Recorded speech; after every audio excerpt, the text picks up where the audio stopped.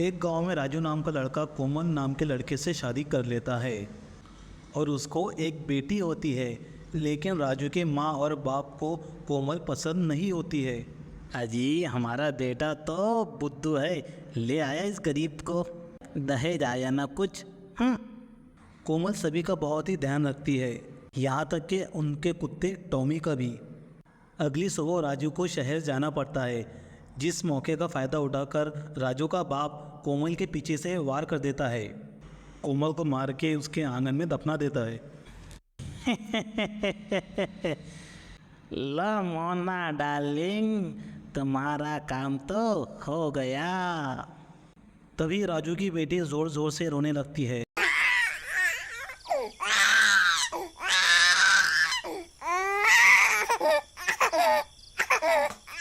लो, माँ से जान छूटी नहीं कि ये रोने लग गई। मोना और भोलाराम उसे भी ज़मीन के आंगन पर लेटा के आ जाते हैं, ठीक वहीं पे जहाँ पर उन्होंने कोमल को दफन किया था। गुड़िया की रोने की आवाज़ से कोमल की लाश तड़पने लगती है और चुड़ैल बनकर ज़मीन से बाहर आ जाती है। नहीं, मेरी गुड़िया मत रो, मत रो, चुप हो जा बेटा, मैं यही हूँ तेरे पास। लेकिन चुड़ैल जैसे ही गुड़िया को उठाने लगती है, वो उसको उठा नहीं पाती है और उसका हाथ उसके आर पार चला जाता है। अब मैं क्या करूं, इसे भूख लगी है और माँ इसे यहाँ पर तड़पने के लिए छोड़ कर चली गई। फिर वो घर के अंदर जाकर देखती है। लो मोना डार्लिंग, हो गया तुम्हारा ये भी काम। तुम तो अब बहुत खुश होंगी, बला टली।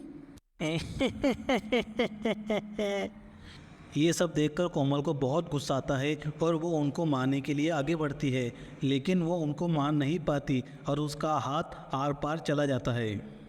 ए ऊपर वाले, अब मैं क्या करूं? मेरी बच्ची बाहर कितनी देर से रो रही है। खा पी के दोनों सो जाते हैं। कोमल बाहर जाती है, टॉमी उसे देख लेता है। टॉमी चलो, जल्दी मेरे साथ चलो, भूख के मारे गुड़िया रो रही है, उसे उठाओ। टॉमी कोमल के साथ जाता है और गुड़िया को ज़मीन से उठाकर बेड पे रख देता है।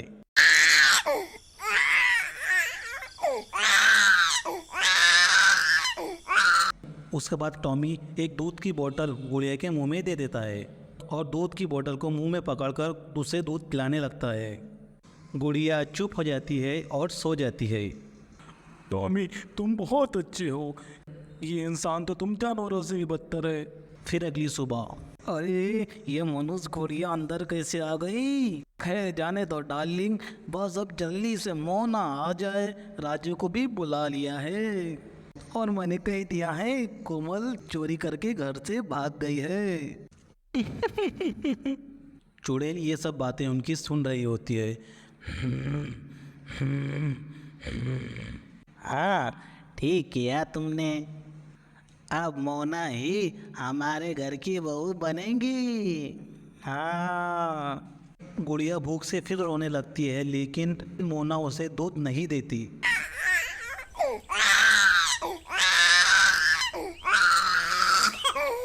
और वो घूमने निकल जाते हैं। टॉमी उन पर भौंकने लगता है। फिर वो चले जाते हैं और गुड़िया का रो रो कर बुरा हाल हो जाता है। अरे बेशर्म लोगों, मेरी बेटी यहाँ तड़प रही है और तुमको घूमने की पड़ी है। टॉमी अब क्या करे? तभी टॉमी उस दूध की बोतल को देखता है, लेकिन वो खाली होती है। फिर कोमल ऊपर वाले से दुआ करती है, ए ऊपर वाले, मेरी बेटी भूख से तड़प रही है, तू कुछ तो करिश्मा दिखा। फिर अचानक कोमल के जिस्म से एक रोशनी जाहिर होती है और वो गुड़िया को छू पाती है। फिर वो ऊपर वाले का धन्यवाद करती है। फिर वो गुड़िया को उठा लेती है और अपना दूध पिलाने लगती है। रात हो जाती है, मोना और भोलाराम वापस आ जाते हैं। अरे ये क्या, भूत! अरे मर गए रे। गुड़िया चुड़ैल के हाथों में होती है, लेकिन उन दोनों को चुड़ैल नहीं दिखती। अरे मर गई रे, ये बच्ची हवा में कैसे उड़ रही है? अजीब लगता है, इसको किसी ने गोद में उठा रखा है, लेकिन किसने? वो दोनों डर के मारे बाहर भागने लगते हैं। अरे मम्मी बचा लो, अरे मर गया रे, भागो रे।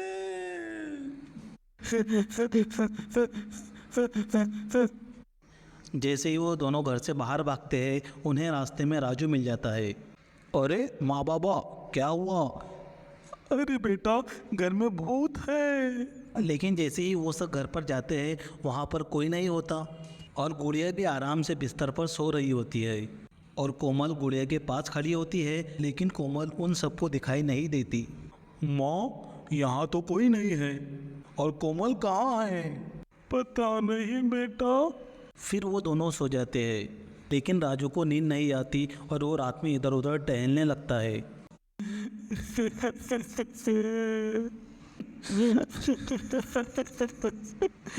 कोमल, तुम कहाँ चले गई कोमल? अगले दिन सुबह मोना शहर से वहाँ आ जाती है और मोना राजू को मोना से शादी करने के लिए कहती है, पर राजू मना कर देता है। अरे छोड़ो कोमल को राजू बेटा, वो कमबख्त अब नहीं आने वाली।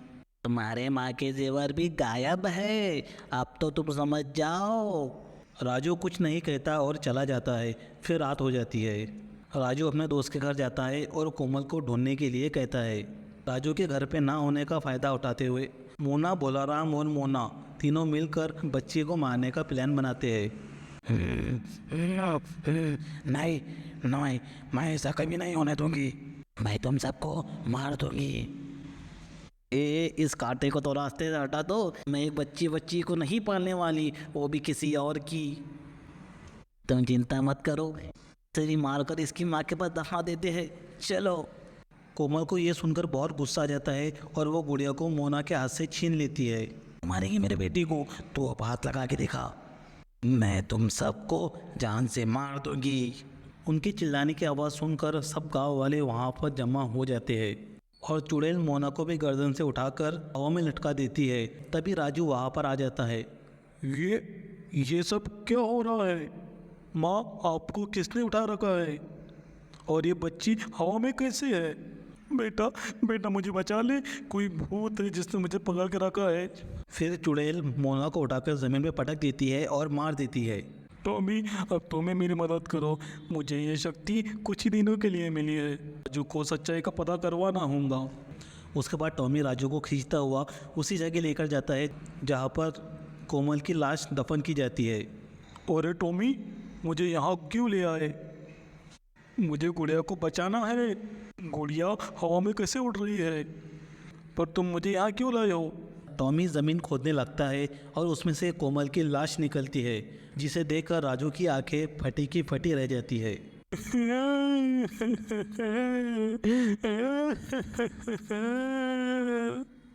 नहीं कोमल, नहीं, ये किसने किया? तभी चुड़ैल भोलाराम को भी गर्दन से उठा लेती है। अरे मर गया रे, आए बचाओ। कोमल मुझे माफ कर दे, मैं जानता हूँ कि कोमल ये तुम ही हो, बहू मुझे माफ कर दे बेटा। राजू, कोमल को बोल हमें छोड़ दे। मैं सब कबूल करता हूँ कि मैंने ही कोमल को मारा। ये कोमल ही है जो हमसे बदला लेने आई है। क्या कोमल तुम यहाँ हो? मेरे सामने आओ कोमल। हे ऊपर वाले, एक आखिरी बार मुझे शक्ति दे कि मैं अपने पति से बात कर सकूं। उसके बाद कोमल के जिस्म से एक और रोशनी जाहिर होती है और कोमल सबके सामने आ जाती है, जिसको देख के सबकी आंखें फटी की फटी रह जाती है। मोना चुपके से वहाँ से भाग जाती है। राजू, बाबा ठीक कह रहे हैं, इन्होंने ही मुझे मारा है, अब तुम्हें ही मेरी बेटी का ध्यान रखना है। ये कहकर चुड़ैल उसकी बेटी और राजू को गले लगाती है और वहाँ से गायब हो जाती है। उसके बाद पुलिस भोलाराम को गिरफ्तार करके लेकर चली जाती है।